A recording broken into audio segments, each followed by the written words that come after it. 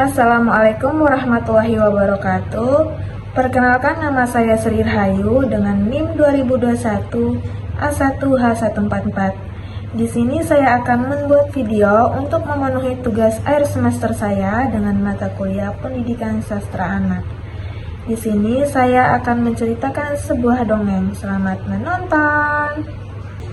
Suatu ketika di sebuah desa Yurmayur, berjalanlah dua gadis wortel menuju gerbang desa dengan terlatih-latih. Kedua gadis itu adalah wortel Lira dan saudara kembarnya adalah wortel Lura. Mereka berdua terpilih untuk menyelesaikan misi suci dari kepala desa, yakni mencari mata air keabadian guna menyelamatkan desa mereka dari kemarauan panjang. "Kak Lira, aku lelah sekali," kata wortel Lura di tengah perjalanan. "Kak Lira, aku lelah sekali," kata wortel Lura di tengah perjalanan. "Kenapa sih kita yang mendapatkan misi suci ini?" tanyanya kepada sang kakak. Wortel Lira, kakak adik itu tampak sangat kelelahan. Wortel Lura bahkan tampak tidak sanggup lagi untuk berdiri. "Sudah menjadi takdir kita, bangsa wortel, untuk menyelesaikan misi ini," Lura jawab wortel Lira di terengah-rengah. Ras wortel memang terkenal sebagai ras yang mampu bertahan lebih lama tanpa air, berbeda dengan ras sayur dan buah lainnya. Banyak dari mereka yang mati karena kekurangan air, sebab mereka sangat tergantung dengan air sebagai sumber untuk energi mereka. Anak-anak dari kaum sayur dan buah tidak mampu bertahan lebih dari 3 hari. Sementara para orang tua sudah semakin tua dan rapuh. Kemarau yang berkepanjangan di desa ini bisa menjadi malapetaka bagi kaum sayur dan buah bila tidak segera diatasi. "Tapi kemana lagi kita harus mencari?" katanya wortel Lura dengan putus asa. "Sudah hampir 1 bulan kita mencari ke setiap pelosok, tapi tak juga menemukan mata air keabadian itu." "Ada satu tempat yang belum kita datangi," Lura jawab kakaknya lirih. Ada keraguan-raguan dalam suaranya hutan bencana. "Oh tidak Kak Lira," kata wortel Lura terpekik.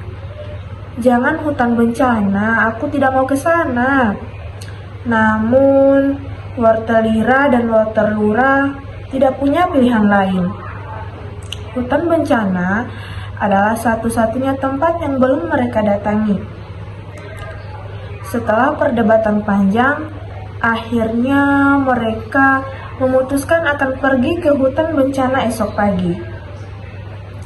Meskipun masih ada rasa takut di benak kedua wortel tembal itu, ketakutan wortel Lura terhadap hutan bencana bukan tanpa sebab. Ada banyak mitos yang beredar tentang hutan rimba yang gelap itu. Salah satunya menyebutkan bahwa hutan bencana itu dijaga oleh sosok penyihir Belanda. Yang jahat penyihir itu bisa dengan sekejap mengubah sayur dan buah menjadi segelas jus. "Kak, aku takut," bisik wortel Lura saat melewati hutan daun bawang. Sepertinya kemarau panjang juga melanda hutan yang lebat ini. Daun-daun bawang tampak terkulai lemas, sebagainya sudah mati. "Tenang Lura, aku di sini," kata wortel Lira, mencoba menenangkan adiknya walaupun ia sendiri juga merasakan takut. Mereka menempuh hutan dan bawang dengan hati-hati. Perjalanan mereka cukup panjang, sampai akhirnya mereka berhasil keluar dari hutan mati tersebut. Sekeluarnya mereka dari hutan mengerikan itu, Wortelira dan Wortelura melihat pemandangan yang sama sekali tidak mereka duga. Terbentang di hadapan mereka hutan hijau segar dengan danau jernih di tengahnya. Di sebelah kiri hutan tampak para seledri sedang berayun di ranting-ranting pohon apel, sementara kawanan tomat sedang asik mandi dan berenang di danau yang berada di tengah-tengah lautan. Di atas mereka tampak kerumunan selada yang berterbangan ke sana kemari. Semua tampak bahagia dan suasananya sungguh menyenangkan. Lalu kedua wortel kembar itu menoleh ke kanan dan tiba-tiba sebuah belender besar berdiri tepat di samping mereka. Teriak Wortelira dan Wortelura bersamaan. Mereka terkejut dengan kehadiran si penyihir belender. Dengan ketakutan, mereka langsung bersembunyi di balik pohon besar. Hahaha, jangan takut anak manis, terdengar suara berat dari arah danau. Perkenalkan, aku Blanderi. Hendak apa gerakan kalian datang ke hutan bencana ini? Wortel-wortel cantik, Wortelira dan Wortelura terdiam mendengar sapaan hangat dari Blanderi. Rasa takut mereka sedikit berkurang, lalu perlahan-lahan mereka keluar dari persembunyian itu. Jangan sakiti kami, penyihir, kata Wortelira memohon. Kami hanya mau mengambil sedikit air dari mata air keabadian ini, jawab Wortelura memberanikan diri. Jangan jadikan kami jus pintanya.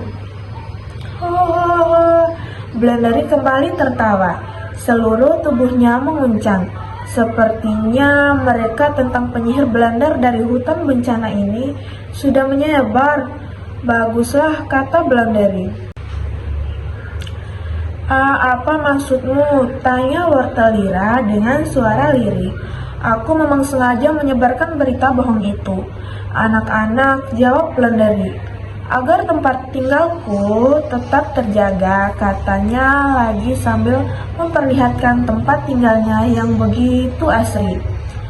Wortelira dan Wortelura mendengar penjelasan Blanderi dengan terpana. Mereka tidak percaya bahwa ternyata Blanderi tidak seserem yang mereka bayangkan. Mereka pun akhirnya tidak takut lagi kepada Blanderi, si penyihir Belender. Maafkan kami, Tuan Blanderi, kata Wortelira. Tapi kami tidak punya banyak waktu. Kami harus segera membawakan air dari mata air keabadian ini.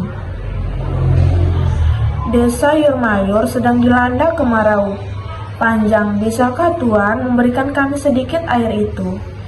Pintanya kemudian dengan sangat sopan. Oh, tentu anak manis, ucap Blanderi. Kemudian Blanderi itu langsung memanggil anak-anaknya. Anak-anak, kemarilah, saat kita menolong kedua wortel cantik ini, seru Blanderi sambil tersenyum kepada Wortelira dan adiknya. Wahai wortel-wortel cantik, ini adalah air yang kalian cari, kata Blanderi sambil meneteskan sedikit jusnya kepada si kembar yang terlihat mulai layu. Dengan ajaib, Wortelira dan Wortelura pun menjadi segar kembali. Segeralah bawa air ini ke desa kalian, anak-anak, kata Blanderi lagi. Lalu teteskan ke seluruh penduduk desa. Sisanya kalian masukkan ke sumber air di desa kalian. Sumber air itu kembali mengalir. Sambil mengangguk, kedua wortel itu menerima pemberian Blanderi dengan senang hati. Segera mereka meninggalkan hutan bencana dan kembali ke desa Yurmayur. Perjalanan panjang yang dialami mereka berdua adik kakak itu mengajarkan mereka bahwa ternyata hutan bencana semengerikan namanya. Namun tersebut sengaja diberikan untuk menjaga keaslian hutan tersebut. Wortel Lira dan Wortel Lira pun berjanji akan ikut menjaga hutan tersebut. Sebelum menghilang dari pandangan, sekembar kembali melambaikan tangannya dan meneriakkan ucapan terima kasih dan selamat tinggal. Terima kasih Tuan Blueberry, terima kasih teman-teman, selamat tinggal. Ya, sampai jumpa anak-anak, selalu ingat manfaat sayur dan buah ya, teriak Blueberry dari kejauhan. Sekian cerita dongeng dari saya, lebih dan kurangnya saya mohon maaf. Wassalamualaikum warahmatullahi wabarakatuh.